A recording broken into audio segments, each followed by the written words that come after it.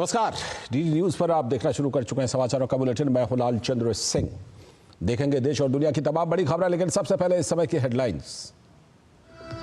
ग्रामीण भारत महोत्सव 2025 के शुभारंभ समारोह में प्रधानमंत्री का संबोधन। जाति के नाम पर जहर घोलने के प्रयासों पर किया कटाक्ष। गांव की सांझी विरासत को सशक्त करने का किया आह्वान।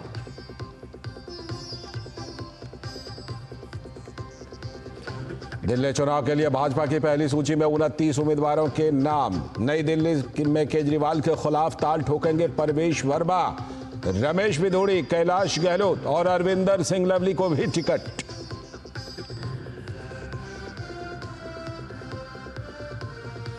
केंद्रीय गृह मंत्री अमित शाह ने शीश महल को लेकर केजरीवाल पर साधा निशाना। घोटालों को लेकर किया जोरदार प्रहार। तो सुधांशु त्रिवेदी ने दिल्ली की आर्थिक बदहाली का उठाया मुद्दा। उधर कांग्रेस ने भी सीएम आतिशी को घेरा।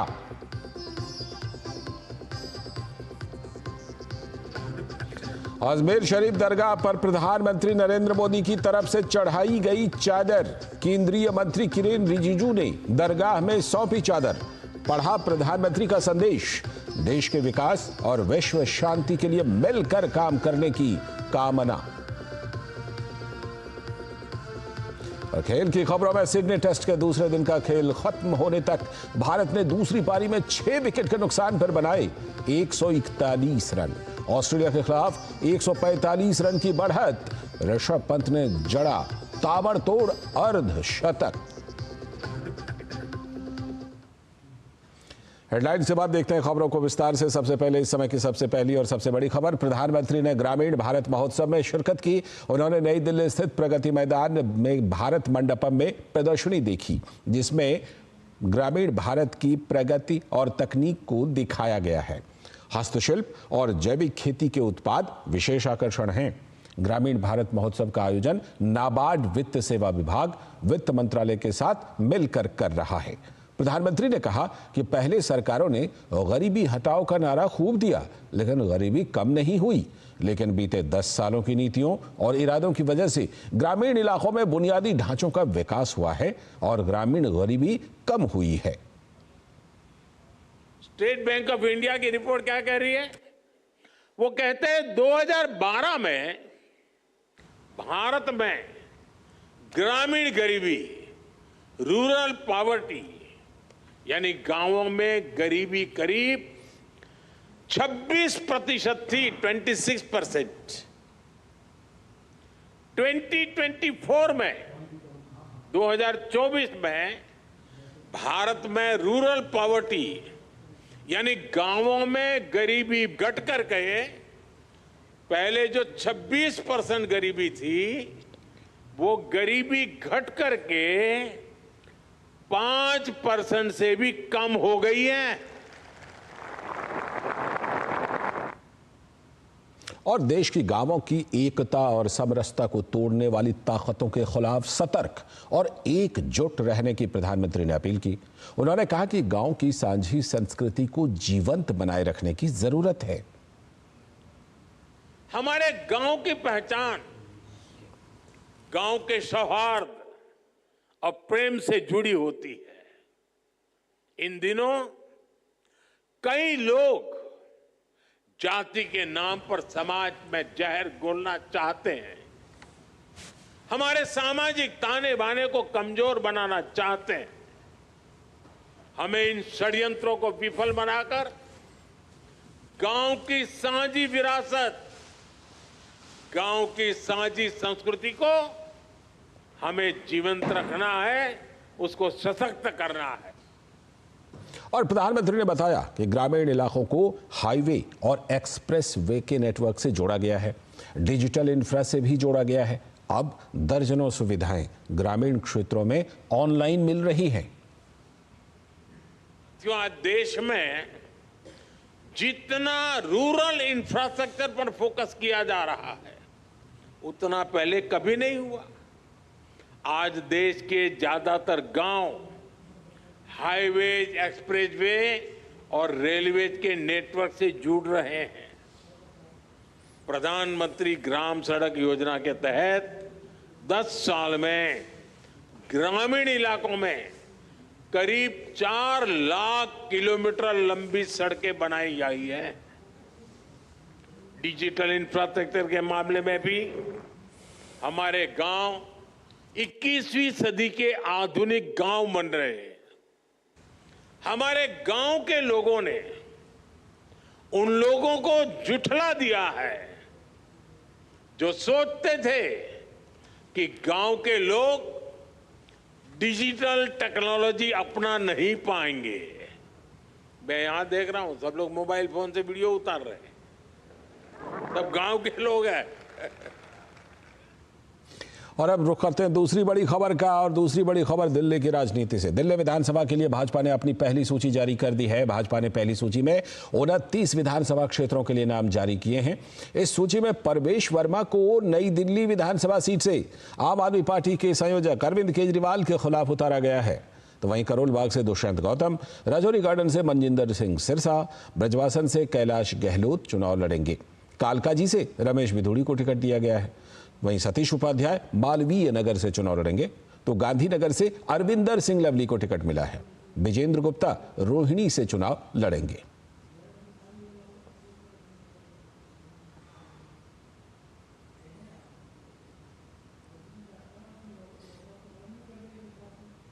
इस बीच केंद्रीय गृह मंत्री अमित शाह ने अरविंद केजरीवाल पर बड़ा हमला करते हुए कहा कि केजरीवाल जब राजनीति में आए तब कहते थे हम सरकारी गाड़ी नहीं लेंगे, सरकारी बंगला नहीं लेंगे। आज 50,000 गज में दिल्ली वासियों के 45 करोड़ रुपए का अपने लिए शीश महल बनवा लिया। गृह मंत्री ने कहा कि वो दूसरों से हिसाब किताब मांगते ही रहते हैं। केजरीवाल जी, आपको दिल्ली की जनता को हिसाब देना पड़ेगा।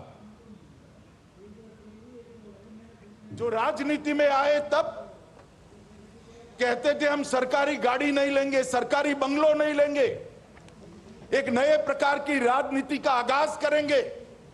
एक बंगलों से पेट नहीं भरा, 2 बंगलों से पेट नहीं भरा, 3 बंगलों से पेट नहीं भरा, 4 बंगलों से पेट नहीं भरा, 50,000 गज एक शीश महल बनाया दिल्ली वासियों के 45 करोड़ के खर्चे से।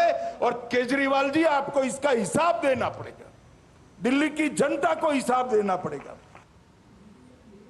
और वहीं भाजपा के नेता सुधांशु त्रिवेदी ने दिल्ली की सत्ता पर बैठे आम आदमी पार्टी पर करारा हमला बोला। उन्होंने कहा कि जब आम आदमी पार्टी को यह सत्ता मिली थी तब तो दिल्ली मुनाफे वाला बजट हुआ करता था, लेकिन 2024-25 का पहला साल होने जा रहा है जब दिल्ली घाटे की तरफ बढ़ रही है। सुधांशु त्रिवेदी ने आप सरकार पर दिल्ली के खजाने को लूटने का भी आरोप लगाया। भारत में सबसे बेहतर आर्थिक स्थिति वाले राज्यों में दिल्ली माना जाता है, जहां के लोगों की आय भी बेहतर होती है, अधिकांश सुविधाओं का वहन केंद्र सरकार करती है। और जब आम आदमी पार्टी सरकार को यह सत्ता मिली तो दिल्ली प्रॉफिट का बजट हुआ करता था। यह वर्ष 2024-25 पहला वर्ष होने जा रहा है जब दिल्ली घाटे की तरफ बढ़ रहा है। और वह घाटा कितनी बड़ी चुनौती लेके आया है, इसका प्रमाण यह है कि 2024-25 के यानी वर्तमान फाइनेंशियल ईयर के लिए दिल्ली सरकार ने national small saving fund NSSF से 10,000 करोड़ रुपए का ऋण लेने के लिए पत्रावली मूव की है। और सिर्फ बीजेपी ही नहीं, कांग्रेस ने भी आम आदमी पार्टी को आड़े हाथों लिया है। कांग्रेस ने आप पार्टी पर महिलाओं के अपमान का आरोप लगाया है। कांग्रेस की नेता अलका लांबा ने कहा कि आम आदमी पार्टी के नेताओं ने बाबा साहेब अंबेडकर के संविधान का अपमान किया है। पार्टी में स्वराज है, लोकतंत्र है, नेता खुद ही तय कर लिया कि मुख्यमंत्री अगला कौन होगा, कहते हैं मैं होऊंगा। पूछा गया आतिशी क्या है, वो तो टेम्परेरी है। तो ये जब टेम्परेरी शब्द उन्होंने यूज किया तो ये बाबा साहब अंबेडकर के संविधान का, उस संवैधानिक पद का और उस पद पर महिला का अपमान है। बिल्कुल आतिशी को जवाब देना होगा, बोलना होगा। ये बात सिर्फ आतिशी की नहीं है, ये संविधान की है, संवैधानिक पद की है और उस पर बैठी एक महिला के सम्मान की बात है। अब उसे जवाब देना चाहिए कि आतिशी टेम्परेरी मुख्यमंत्री अपने आप को मानती हैं या नहीं, हाँ या ना का जवाब दीजिए। लेकिन आपकी कालका जी की जनता हो, दिल्ली की जनता हो, इसको बिल्कुल इसको लेकर उनमें एक आपत्ति है कि ये गलत है। साथ ही पंजाब से कांग्रेस नेताओं ने आज प्रेस कॉन्फ्रेंस कर आपकी राज्य सरकार पर जमकर हमला किया।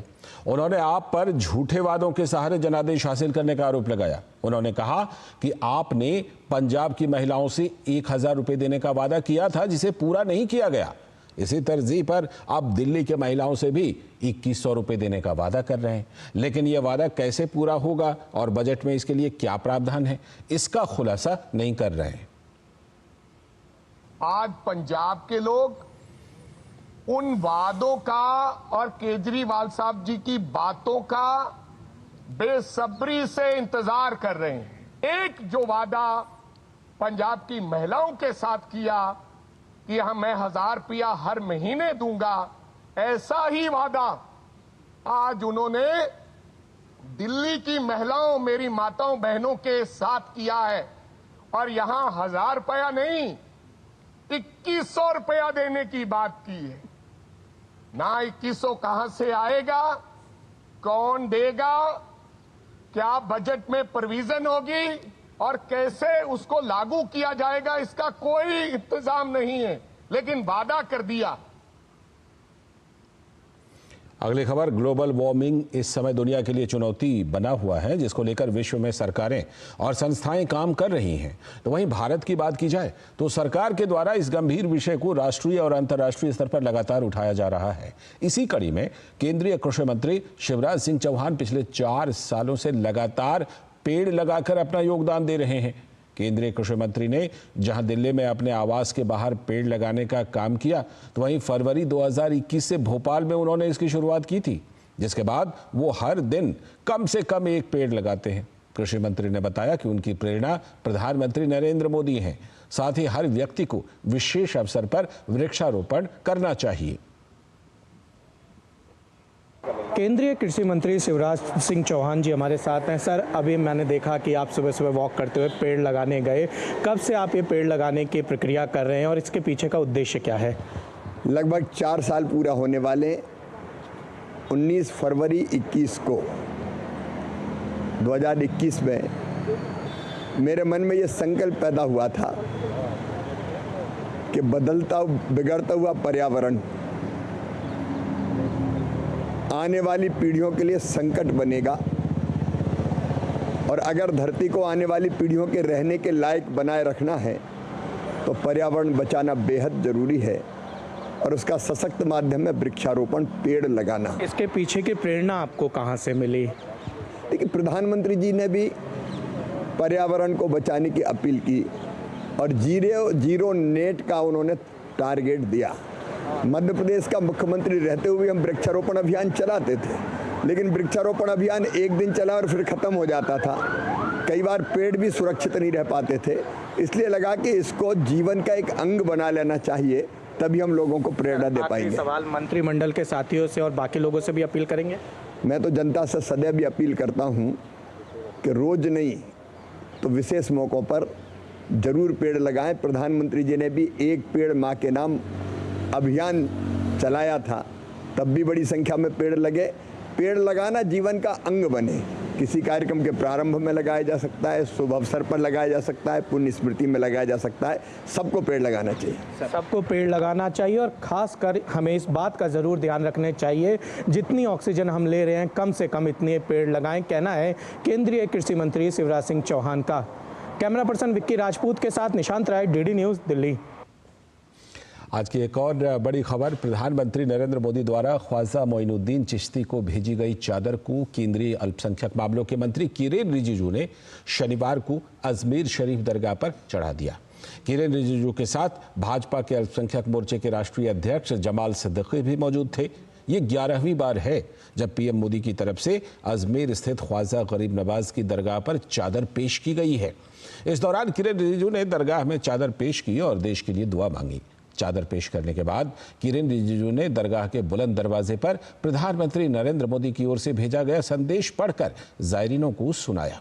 अपने संदेश में पीएम मोदी ने सभी को उर्स की मुबारकबाद देते हुए देश और दुनिया में अमन, चैन और भाईचारे की कामना की। हम सब बहुत खुशकिस्मत है, आज अजमेर दरगाह में आए हैं और हमारा देश का प्रधानमंत्री नरेंद्र मोदी जी का चादर को लेकर के हम आज यहाँ ख्वाजा मोइनुद्दीन चिश्ती अजमेर दरगाह में आने का सौभाग्य प्राप्त हुआ है। हमने दुआ मांगा है अमन चैन के लिए, और अजमेर दरगाह से जो संदेश है ये पूरा दुनिया में जाता है। आदरणीय प्रधानमंत्री जी का चादर के साथ साथ मोदी जी का जो संदेश पत्र को हमने पढ़ा है। और अब एक बड़ी खबर बिहार से। पटना के बेऊर जेल के अधीक्षक विधु कुमार के कई ठिकानों पर बिहार पुलिस की आर्थिक अपराध इकाई ने छापेमारी की है। ये कार्रवाई भ्रष्टाचार और आय से अधिक संपत्ति मामले में की गई है। विधु कुमार के पटना, दानापुर और बेहटा के ठिकानों की तलाशी ली जा रही है, जिसमें उनके सरकारी और निजी आवास भी शामिल हैं। प्रारंभिक जांच में विधु कुमार के पास आय से अधिक संपत्ति पाई गई है। तलाशी के दौरान कई महत्वपूर्ण दस्तावेज और निवेश के कागज भी मिले हैं, जिनकी फिलहाल जांच की जा रही है। और मनी लॉन्ड्रिंग मामले में प्रवर्तन निदेशालय ने बड़ी कार्रवाई की है। ईडी ने तमिलनाडु के जल संसाधन मंत्री और डीएमके महासचिव दुराई मुरुगन के आवास पर करीब 11 घंटे तक छापेमारी की। ये छापेमारी शुक्रवार दोपहर शुरू से होकर शनिवार तड़के 1:35 पर खत्म हुई। मामले में ईडी ने दुराई मुरुगन के बेटे सांसद काथिर आनंद से जुड़े ठिकानों पर भी छापेमारी की। सांसद काथिर आनंद के स्वामित्व वाले किंगस्टन इंजीनियरिंग कॉलेज में छापेमारी के दौरान अधिकारियों को बेहिसाब धन और दस्तावेज मिले। तो वहीं डीएमके नेता पुनसोलाई के आवास और उनके सीमेंट गोदाम सहित कई ठिकानों से ईडी ने महत्वपूर्ण दस्तावेज जब्त किए। ईडी की यह कार्रवाई 2019 में लोकसभा चुनाव के दौरान आयकर विभाग के छापे के बाद हुई है, जब काथिर आनंद वेल्लोर से चुनाव लड़ रहे थे। तलाशी अभियान के दौरान बेहिसाब नकदी जब्त की गई थी। अगली खबर भी तमिलनाडु से, जहां बोम्मयापुरम गांव में साईनाथ पटाखा फैक्ट्री में हुए भयानक विस्फोट में 6 लोगों की मौत हो गई। प्राथमिक रिपोर्ट में बताया गया है कि मिश्रण प्रक्रिया के दौरान संघर्ष के कारण यह विस्फोट हुआ। दमकल कर्मियों ने मौके पर पहुंचकर आग पर काबू पा लिया। विस्फोट में फैक्ट्री को काफी नुकसान पहुंचा है। स्थानीय प्रशासन घटना की आगे की जांच में जुट गई है। खबर छत्तीसगढ़ से। युवा पत्रकार मुकेश चंद्राकर की हत्या के मामले में पुलिस को बड़ी सफलता मिली है। पुलिस ने कार्रवाई करते हुए घटना में शामिल 3 आरोपियों को गिरफ्तार कर लिया है। पुलिस इन आरोपियों को हिरासत में लेकर पूछताछ कर रही है। तो वहीं युवा पत्रकार मुकेश की नृशंस हत्या को लेकर मुख्यमंत्री विष्णुदेव साय ने दुख जताया है। मुख्यमंत्री ने कहा कि मामले में शामिल किसी भी दोषी को बख्शा नहीं जाएगा। हत्याकांड को अंजाम देने वाले किसी भी कीमत पर बचेंगे नहीं। दरअसल हाल ही में भ्रष्टाचार से जुड़े एक मामले की रिपोर्ट करने के बाद मुकेश चंद्राकर की हत्या कर दी गई थी। हत्या के बाद भ्रष्टाचार में लिप्त ठेकेदार ने मुकेश की लाश को अपने घर के सेप्टिक टैंक में चुनवा दिया था। अब बात महाकुंभ की। प्रयागराज की भूमि महाकुंभ के अवसर पर सभी भक्तजनों और श्रद्धालुओं का स्वागत करने के लिए तैयार है। महाकुंभ में दनुज, किन्नर और नर नारी सभी पधार कर संगम में पुण्य लाभ प्राप्त करते हैं। साथ ही अलग अलग स्थान से आए हुए साधु संतों के आश्रम भी भक्तों के आस्था के केंद्र होते हैं। तो महाकुंभ की सारी तैयारियां जोरों शोरों से चल रही हैं और तैयारी के अंतिम दौर में है। तो देखिए प्रयागराज से डीडी न्यूज के संवाददाता रामेंद्र सिंह की ये खास रिपोर्ट। ये महाकुंभ की धरती है, जहां तमाम अखाड़े और साधु संत अपना आश्रम बना रहे हैं। यहाँ कहीं आपको वृंदावन दिखेगा, कहीं आपको अयोध्या दिखेगी, कहीं आपको काशी दिखेगा, कहीं संतों का समागम दिखेगा, कहीं अध्यात्म दिखेगा और कहीं उल्लास उत्साह दिखेगा। इस तरीके से इनका निर्माण किया जा रहा है कि जो लोग भी कुंभ की धरती पर आकर इनसे मिलना चाहते हैं, सत्संग सुनना चाहते हैं, वो इन आश्रमों में आए, सत्संग सुने और अपने जो संत महात्मा हैं, जो सन्यासी हैं, उनसे मिलें, उनको प्रणाम करें, नमन करें, इस धरती को नमन करें। इस तरीके से इसकी रचना की जा रही है कि किसी को कोई असुविधा ना हो और जो साधु संत आ रहे हैं उनको भी प्रॉपर जगह मिले और वो अपने अनुयायियों के साथ बैठ सकें। तो जब यहाँ आप आएंगे तो आपको तमाम चीज़ें मिलेंगी। यहाँ राम भी मिलेंगे, यहाँ कृष्ण भी मिलेंगे, यहाँ शिव भी मिलेंगे, यहाँ माँ पार्वती भी मिलेंगी और यहाँ राधा का चरित्र भी आपको दिखाई पड़ेगा। तो इस तरीके के अलौकिक महाकुंभ होने जा रहा है। आप लोग अवश्य आइए और इस महाकुंभ के सहभागी बनिए। कैमरामैन विवेक कश्यप के साथ ramen Singh, DD news, Prayagraj. तो ये खास रिपोर्ट आपने देखी और प्रयागराज की धरती पर संगम तट महाकुंभ के अवसर पर देश दुनिया के साधु, संत, महात्मा, ऋषिगण और सनातन धर्मावलंबी पधार रहे हैं। संत महात्मा प्रयाग की धरती पर पहुंचकर भक्ति में लीन दिख रहे हैं। महाकुंभ को लेकर संत महात्माओं का कहना है कि महाकुंभ की धरती आने मात्र से ही मनुष्य को सभी जन्मों का पुण्य प्राप्त हो जाएगा। इस महाकुंभ में सभी सनातन धर्मावलंबी आना चाह रहे हैं, संगम स्नान करना चाह रहे हैं। जितने भी इस श्रेणी में आते हैं सभी लोग यहाँ पर आएंगे, सादर मज्जन करेंगे, स्नान करेंगे और संतों का दर्शन करेंगे। जो लोग, मुझे लगता है कि इस बार जो भी लोग महाकुंभ मेला में प्रवेश कर जाएंगे तो समझ लेना धर्म, अर्थ, काम, मोक्ष, चतुर्थ पुरुषार्थ जो होता है अपने सनातन धर्म में, उनको प्राप्त हो जाएगा। तीर्थराज प्रयागराज में धर्म कर्म करने से तुरंत ही फल मिलता है। हमारे ऋषियों की परंपरा है, पहले से राम जी की परंपरा है, ये संतों की, ऋषियों की। प्रयागराज में सब ऋषि मुनि सब विराजमान होते थे और यहाँ स्नान किया करते थे, साधु संतों के खाल से लगते थे। हम लोग वैसे तो पूरे भारत में से जगह जगह से संत लोग आए हैं, हिमाचल से आए हैं, बद्रीनाथ से आए हैं, केदारनाथ से आए हैं, गौमुख से आए हैं और हम लोग वृंदावन से आए हैं। और प्रयागराज की धरती का संगम तट महाकुंभ के अवसर पर सभी भक्तजनों और श्रद्धालुओं का स्वागत करने के लिए तत्पर है। दिव्य भाव और सुरक्षित कुंभ बनाने के लिए सरकार कोई कोर कसर बाकी नहीं रख रही है। तो भक्तजन तैयारियों को देखकर संतुष्ट भी दिख रहे हैं। उनका कहना है कि सारी व्यवस्थाएं बहुत अच्छी हैं। योगी सरकार ने बहुत ही अच्छा आयोजन किया है। स्नान करने का मौका मिला है और कुंभ का मेला है, इसलिए सोच रहे हैं सर कि यहाँ का तो पर्व अच्छा रहता है। वैसे आना था बहुत लेट था तो, लेकिन इसलिए जल्दी आ गए कि जनता का माहौल इस साल ज़्यादा है, इस वजह से थोड़ा सोच रहे हैं कि जल्दी अपन दर्शन कर लें। सर व्यवस्था बहुत अच्छी है, बहुत अच्छी व्यवस्था है सर। मैं कहता हूँ कि अगर ये मोदी और योगी जी जो यहाँ है, जब तक कोई दिक्कत नहीं है सर। एक नंबर व्यवस्था, हर पल पे एक एक काम अच्छा उनका। एक नंबर मोदी की होगी, मोदी और 100 साल से बड़ी खूब अच्छा। जो भी अच्छा काम हो रहा है सर, और अब आगे भी मतलब अच्छा रहेगा। और अब बात मौसम की। उत्तर भारत में कड़ाके की ठंड और घने कोहरे से आम जनजीवन बुरी तरह से प्रभावित हुआ है। आज सुबह से ही घना कोहरा छाया हुआ है, जिससे कई इलाकों में दृश्यता शून्य बनी रही।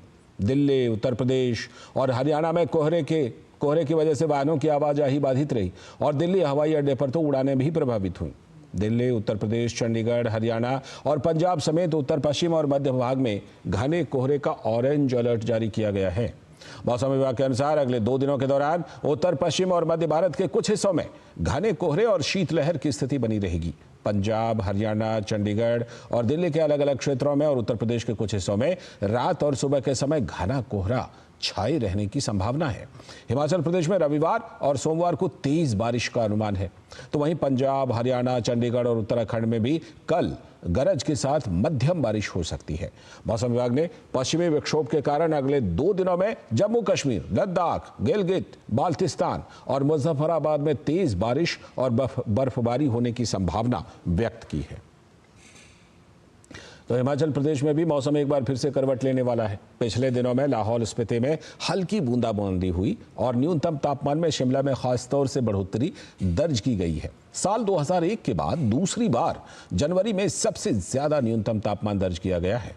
7 जनवरी की सुबह तक प्रदेश के ऊंचे क्षेत्रों में बर्फबारी होने के आसार हैं, जबकि मध्यवर्ती क्षेत्रों में बारिश और हल्की बर्फबारी के आसार हैं। मुख्य रूप से 6 जनवरी को बर्फबारी के आसार जताए गए हैं, जबकि मैदानी जिलों में इस दौरान बारिश और शीतलहर का अलर्ट जारी किया गया है।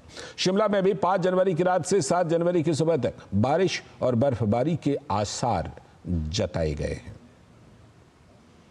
आने वाले दिनों में अभी जो थोड़े थोड़े बादल आने शुरू हो गए हैं और एक वेस्टर्न डिस्टर्बेंस का प्रभाव फिर से हमारे पास 4 तारीख की लेट नाइट से हिमाचल प्रदेश और जो जम्मू कश्मीर का एडजॉइनिंग एरिया वहां से स्टार्ट होगा।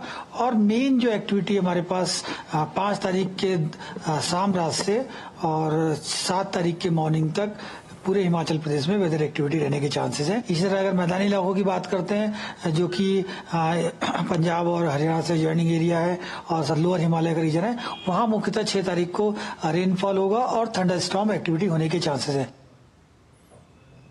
तो ये जो विभाग के अलर्ट हैं इसका ध्यान रखिएगा और उसी हिसाब से घर से बाहर निकलिएगा। फिलहाल इस बुलेटिन में इतना ही, लेकिन डीडी न्यूज़ पर खबरों और कार्यक्रमों का सिलसिला लगातार जारी है। नमस्कार।